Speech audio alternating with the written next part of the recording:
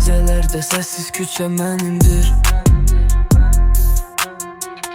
Qaranlıqda adımlayan qanım məni tanıyıb.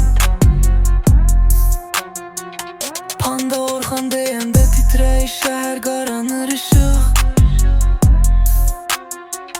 Qaranlıqla dost olmuşam, səsimi eşidən çıxmır.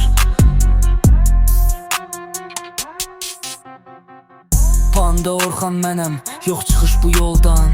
Baxışlarım bıçaq kimi, sözlərim ateşdən doğan. Köhnə bloklarda böyüdüm, harda işıq sönürdüsə orada Panda Orxan vardı, kölgə ilə görüşürdü. Kodla danış, polis qulaqda. Panda Orxan söz deyərsə bəziləri yerində donar da. Qan içində sözlərim, qırmızı dumanlı bitdə. Bu küçələr mənə aiddi, adımı divara yazıblar gizlicə. Panda Orxan, gecelerde sessiz küçe mənimdir. Qaranlıqlan dalı adına ayıram, qanım məni tanıyıb. Panda Orxan deyəndə titrəyir şəhər, qaranır işıq. Qaranlıqla dost olmuşam, səsimi eşidən çıxmır.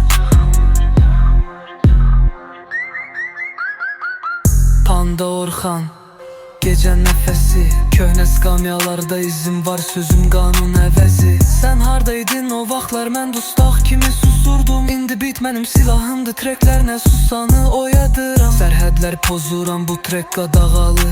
Adım sətir altı, keçsə də yadda qalır anında. Panda Orxan, şeir deyil, bu həyatın özü.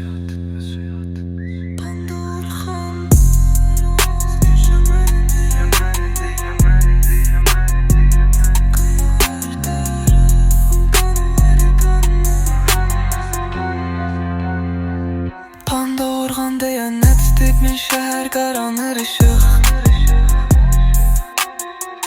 Qaranlıqla dost olmuşam, səsimi eşidən çıxmır.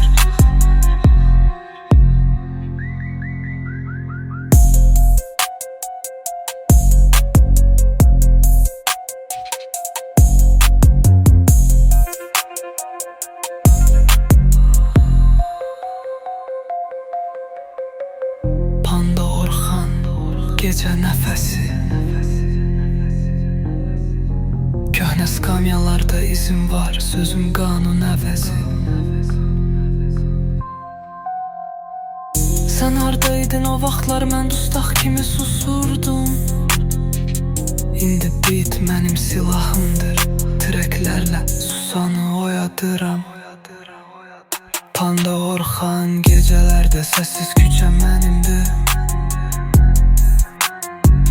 Qaranlığa dılılıb dımlayan qanım məni tanıyıb. Panda Orxan deyəndə titrəyir şəhər, qaranır işıq. Qaranlıqla dost olmuşam, səsimi eşidən çıxmır.